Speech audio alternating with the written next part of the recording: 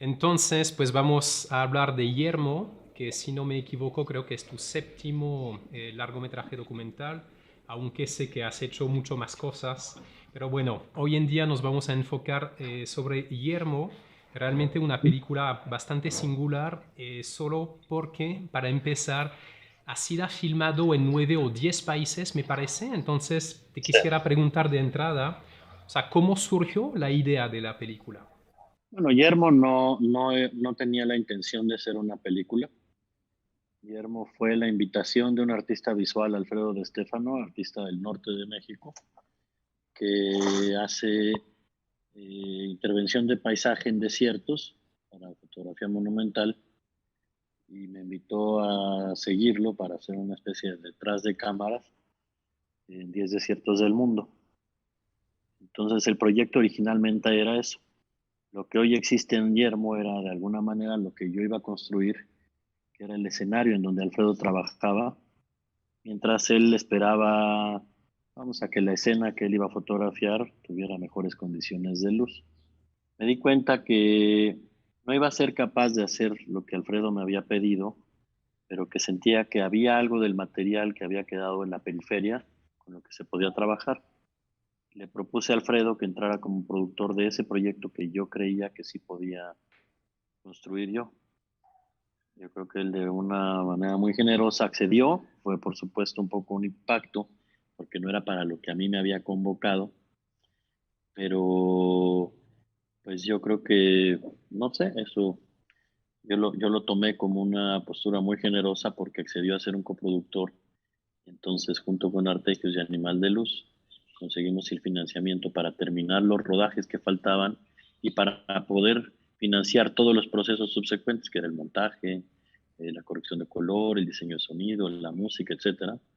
Y entonces comenzó a editarse lo que sería Yermo, con todas las eh, con todos los problemas que vamos a enfrentar por haber iniciado un proyecto que no tenía investigaciones complejas previas, que partió mucho de mi propio desconocimiento del lugar que yo estaba pisando y de mi propia ignorancia frente a lo que iba yo a filmar. Entonces, pues de alguna manera eso es lo que intenté contar en Yermo. Yermo es lo que no se vería en una película etnográfica, lo que estaría detrás, lo que queremos ocultar los directores.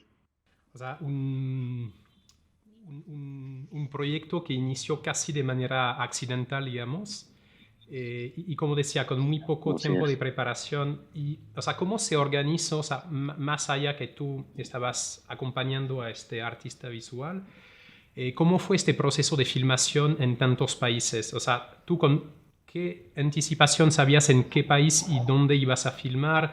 ¿Qué tiempo tenías de hacer un mínimo de investigación y cómo conocer esos lugares y esa gente que filmaste? Bueno, yo tenía muy poco tiempo de anticipación para viajar a los desiertos. Alfredo me avisaba a veces con un mes o un mes y medio de anticipación, porque finalmente él iba financiando el proyecto o con la obra que iba vendiendo o con los patrocinios que iba consiguiendo. Entonces era muy reducido el tiempo, entonces yo de repente me enteraba que íbamos a Namibia y había medio que entender a dónde iba, pero también me hice un poco la idea de que mi función era acompañarlo a él. Entonces, pues lo mismo una vez llegando a los lugares. Yo, pues prácticamente el presupuesto que Alfredo tenía era para que viajáramos él y yo y un guía, que servía también un poco como, jugaba como chofer para llevarnos a los diferentes lados y como intérprete en muchas ocasiones. Pero era él haciendo sus fotografías y yo con la cámara, el sonido, el tripié, la dirección de lo que yo estaba haciendo, pues, ¿no?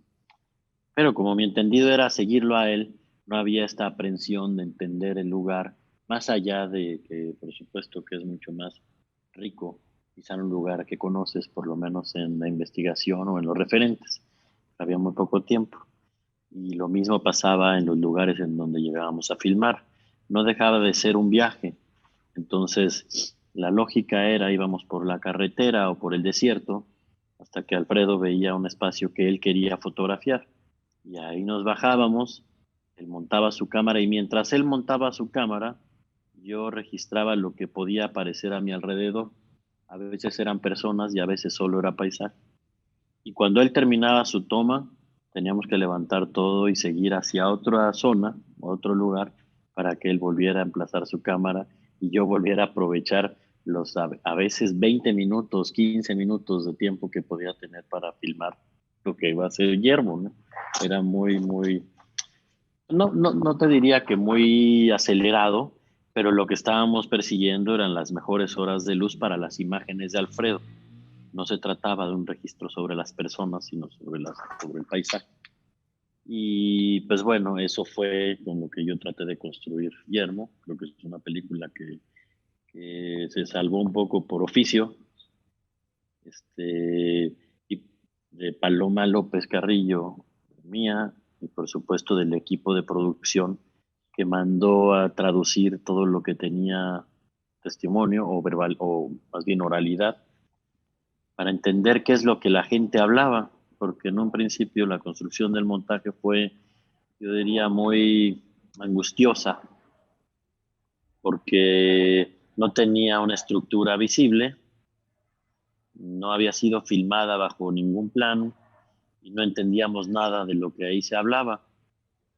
Entonces, básicamente nos dedicamos a construir secuencias con la esperanza de que un día iban a ser articuladas en una línea de tiempo que iba a ser la película, hasta que llegaron las traducciones. Y nos dimos cuenta que la gente de lo que hablaba era de nosotros, y que nos dimos cuenta que para ellos los distantes éramos nosotros, los extraños éramos nosotros, los que no entendíamos de las formas de vida del ser humano éramos nosotros. Y entonces eso se volvió la estructura de Yermo. Es una especie de crítica cariñosa al oficio, de cómo llegamos a terrenos que pretendemos conocer aunque no los conozcamos, y hablamos sobre la realidad de los otros aunque no la entendamos. Bueno, en este caso fue un espejo invertido. Eran ellos los que nos miraban a nosotros, aunque nosotros tuviéramos las cámaras, ¿no? Y yo siento que eso es lo que salvó la edición de la película, ¿no? Eso nos relajó y el proceso empezó a fluir. Fue como muy mágico lo que ocurrió, muy afortunado. Respecto a los lugares, digamos que en la estética de la película no hay indicaciones geográficas de los lugares a propósito, o sea, no hay una voluntad de ubicar al espectador geográficamente, aunque para un espectador mexicano hay momentos que sí va a entender, va a reconocer su propio idioma o en otros lugares para otros espectadores. ¿Nos puedes hablar de esto, de esa voluntad de no ubicar geográficamente? Finalmente, la película lo que trataba de registrar era los modos de vida del desierto como un todo. No era un proyecto sobre las culturas específicas de cierta zona. Y por otro lado, la no ubicación geográfica o espacial de las escenas o de las secuencias permitía mucha libertad en la construcción de las mismas. O sea, yo tengo secuencias que están construidas con 7 desiertos. Visualmente era entorpecer el discurso si yo cada que cambiara de locación, que implica miles de kilómetros y a veces meses de distancia, tuviera que ubicar en dónde ocurren. O sea, hay secuencias que tienen 5 desiertos construidos en una misma. Se habría vuelto como imposible de seguir. Pero por otro lado, pues no era la intención ubicarlo geográficamente. No es que era descontextualizarlo, pero pues era imposible meter ubicación geográfica en una secuencia que pudiera durar 4 minutos con 7 desiertos del mundo. Entorpecía mucho, ensuciaba la imagen. Y por otro lado, siempre yo creo que cuando uno necesariamente referencia, aunque es importante, depende del proyecto, condiciona la mirada también, ¿no? Pero sobre todo era eso, no entorpecer la narrativa que habíamos encontrado. Respecto a esa relación, digamos, entre esas culturas tribales o hasta pre-religiosas, no sé bien cómo llamarlas, y con este mundo moderno al cual pertenecemos, ahí hay algo muy interesante justamente que tiene que ver con toda la tradición, bueno, y la gran cuestión eterna del cine etnográfico, de la antropología visual, es decir, cómo la cámara o el observador cambia a los observados.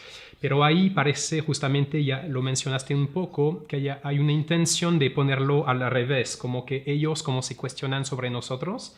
Entonces, ¿nos podrías hablar justamente de esta mirada que tú quisiste desarrollar en esta película?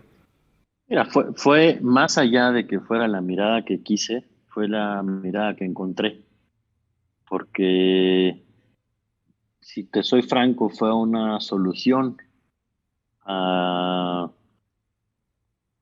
Yo creo que cada que se edita un documental que no tiene una estructura previa, que normalmente es así en mi trabajo, que no tiene un canon establecido, sino que va improvisando con lo que se registró, en este caso que no era la excepción, pues tenía en contra que no había sido planeada. Entonces yo tenía un desconocimiento profundo de lo que estaba haciendo realmente, ¿no?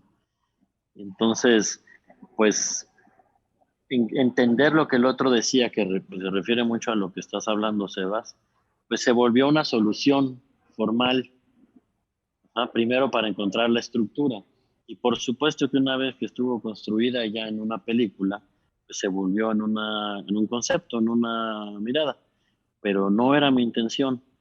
Cuando yo me di cuenta que ese podía ser el camino, o la misma Paloma se dio cuenta que ese era el camino, pues lo que explotamos es eso, todo lo que nos hacía evidentes en la imagen de alguna manera, todo lo que nos decía que el ser humano siempre se interpreta a sí mismo cuando tiene enfrente a una cámara, aún en el cine directo, aún en el cine etnográfico y aún en la antropología visual, ¿no? No dejamos de ser un evento novedoso en la vida de aquel que es filmado. Entonces, pues pretende eso. O sea, más bien fue una solución frente a lo que habíamos filmado que se convirtió en un discurso. Pues. Uh-huh. Y te quería preguntar sobre el género documental, o sea, sin querer sobreanalizar tu película, aunque podríamos hablar de símbolos incluso, aunque no sé si es la intención, pero me parece que una lectura posible de tu película hay un cuestionamiento del género documental. Y antes hablamos un poco del cine etnográfico, de la antropología visual, que quién sabe qué lugar ocupan hoy en día en el cine contemporáneo. Pero ¿nos podrías hablar de esta cuestión del género documental a través de tu última película?